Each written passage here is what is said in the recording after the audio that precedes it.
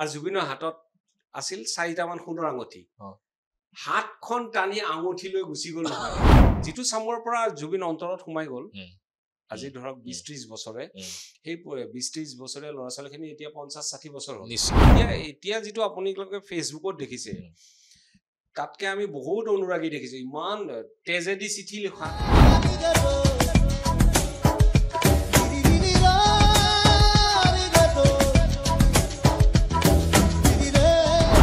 কিমান ভাল পাই জুবিনক সেই যিকেইটা ল'ৰা আঙুঠি কেইটা লৈ গৈছিল কমিটিৰ মানুহ ঘূৰাই দি থৈ গৈছে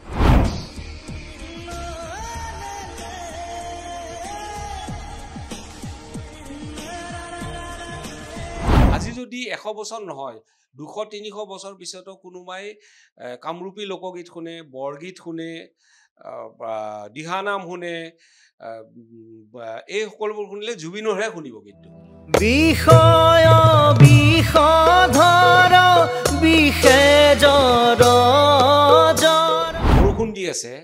জুবিন গাড়ীৰ পৰা নামিব পৰা নাই হাজাৰ হাজাৰ মানুহে বোকাত আমাক জপতিয়াই ধৰিছে বোকাৰ মাজত আমি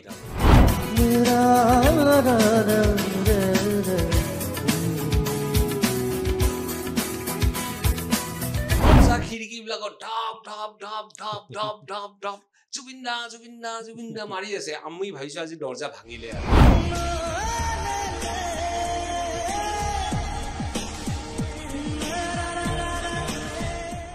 অনুৰাগীৰ কথা যদি আমি অকমান পাতো যে নিশ্চয়কৈ যিকোনো সেলিব্ৰিটিৰ হওক তেওঁ সংগীতৰ মানুহে হওক অভিনয়ৰ মানুহে হওক বা সাহিত্য জগতৰ মানুহে হওক বা শিল্প চৰ্চা যিকোনো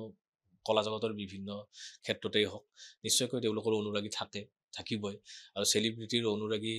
এনেও বেছি জুবিন গাৰ্গৰ অগণন অনুৰাগী আছে আৰু এই জুবিন গাৰ্গক মানুহে কিমান ভাল পায় জুবিন গাৰ্গৰ গান কিমান ভাল পায় বা গানতকৈও হয়তো মানুহজনক কিমান ভাল পায় আমি তেওঁৰ শেষ যাত্ৰাত আমি সকলোৱে দেখিছো আপুনি কোনোবা দিনা অনুভৱ কৰিছিল নে যে জুবিন গাৰ্গৰ ইমান বিশাল সংখ্যক অনুৰাগী থাকিব পাৰে ইমানকে ভাল পাব পৰা মানুহ থাকিব পাৰে মই সেইটো বহুত আগৰ পৰা পাইছো এনেকুৱা হৈছে আগতে আমি শ্ব'বিলাক পবিত্ৰ এৰেঞ্জ কৰিছিল আৰু এই মিউজিচিয়ানখিনিক লৈ যোৱা এৰেঞ্জ কৰা এইটো পবিত্ৰ আৰু মই কৰিছিলোঁ মই পবিত্ৰক সহায় কৰিছিলোঁ আমাৰ মায়াত যিকেইদিন কাম থাকে কৰোঁ বাকী এইবিলাক কৰিছিলোঁ তো এনেকুৱা হৈ যায় বৰষুণ দি আছে জুবিন গাড়ীৰ পৰা নামিব পৰা নাই হাজাৰ হাজাৰ মানুহে বোকাত আমাক জপতিয়াই ধৰিছে বোকাৰ মাজত আমি তাৰমানে হাজাৰ হাজাৰ মানুহ গাড়ীটো ফচি গ'ল ওলাব নোৱাৰে এনেকুৱা বহুত ঘটনা ঘটিছে এই অনুৰাগ আপুনি আজি ছ'চিয়েল মিডিয়া অহাৰ আগতেহে দেখিছে অহাৰ পাছত দেখিছে ছ'চিয়েল মিডিয়াতে মানুহ ফিল কৰিছে যে জুবিন ইমান অনুৰাগী আছে জুবিনৰ ইমান অনুৰাগী আমি আগতেই দেখিছো আগতে যেতিয়া ফাংচন গৈছিলো তেওঁৰ লগত মানে এবাৰ কি হৈছিল শুনক এতিয়া হঠাৎ মনত পৰিছে মোৰ আমি এটা ঘৰত বহি আছো বোধহয় হাজৰ এইফালে কৰবাত ফাংচনত আমি এটা ঘৰত আমাক বহাইছে কমিটিবিলাকে বহাই নহয় কোনোবাৰ ঘৰত আনি থৈ দিয়ে তো দৰ্জা খিৰিকীবিলাকত ঢপ ঢপ ঢপ ঢপ ঢপ ঢপ ঢপ জুবিন্দা জুবিন্দা জুবিন্দা মাৰি আছে আমি ভাবিছো আজি দৰ্জা ভাঙিলে আৰু উপায় নাপায় জুবিনে খিৰিকী এখন খুলি হাতখন উলিয়াই দিলে আৰু জুবিনৰ হাতত আছিল 4টামান সোণৰ আঙুঠি হাতখন টানি আঙুঠি লৈ গুচি গ'ল নহয় টনাজৰতে গুচি গ'ল টনাজৰত হাতখন চুব লাগে চুওঁতে আৰু আঙুঠিও গুচি গ'ল এতিয়া জুবিনে কিন্তু কোৱা নাই আঙুঠি কেইটা গ'ল বুলি দেই তেতিয়া অলপ পাছত কমিটি মানুহে খিৰিকীখন বন্ধ কৰি দিলে তাৰপিছত জুবিনে ক'লে এই আঙুঠি কেইটা কি হ'ল এইকেইটা মানে কিবা ষ্টাইলিছ আঙুঠিও আছিল আৰু বোধহয় কিবা গ্ৰহৰত্ন ৰিলেটেডো আছিল তেওঁ কিন্তু এইবিলাক নামানিছিল কিন্তু কিবা আছিল এনেকুৱা আঙুঠি মই পাহৰিলো এতিয়া তো চাব কিমান ভাল পাই জুবিনক সেই যিকেইটা ল'ৰা আঙুঠি কেইটা লৈ গৈছিল কমিটিৰ মানুহ ঘূৰাই দি থৈ গৈছে তাৰমানে সঁচা অনুৰাগী সঁচা অনুৰাগী এনেকুৱা বহুত হাজাৰ এতিয়া যিটো আপোনালোকে ফেচবুকত দেখিছে তাতকে আমি বহুত অনুৰাগী দেখিছো ইমান তেজেদি চিঠি লিখা য'তে যাওঁ হয়। তেনেকুৱা তাত ওলাবই আৰু কেইজনমান ট্ৰেজেডি নেকি? চিঠি লিখি জুবিনক দিয়া সেইবিলাকতো আপোনালোকে পঢ়িবলগীয়া হৈছিল আমি পঢ়িছিলো হয়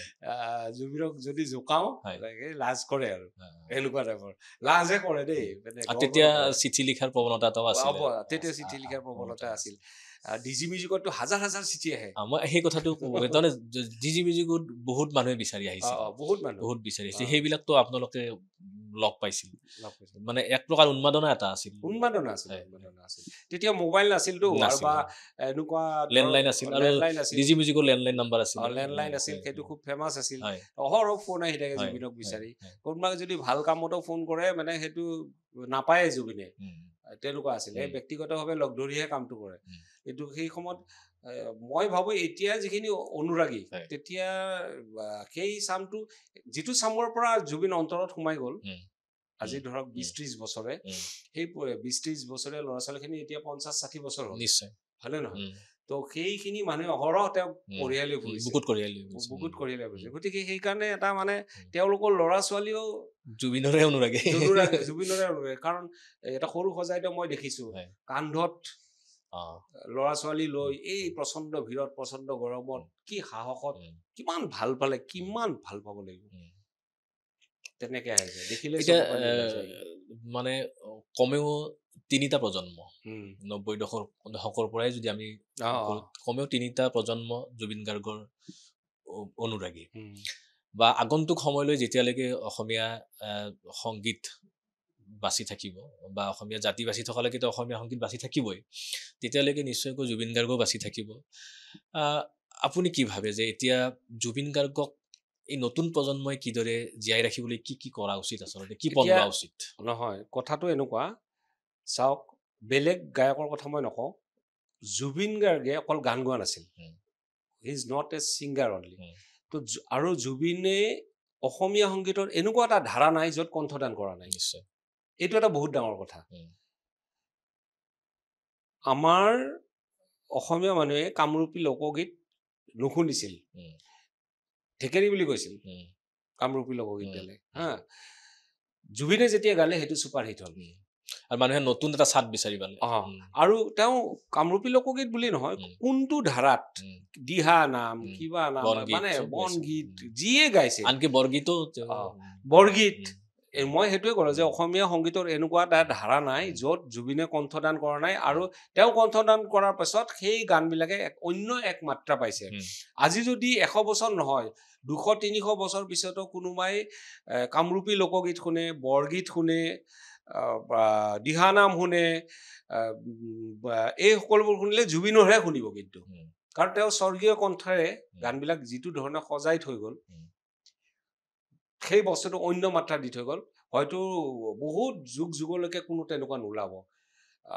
কি কি ধৰণৰ সংগীতত তেওঁ কণ্ঠদান কৰা নাই কি ধৰণৰ অসমীয়া লোক সংস্কৃতিৰ কথা কৈছো আধুনিকৰ কথা কোৱা নাই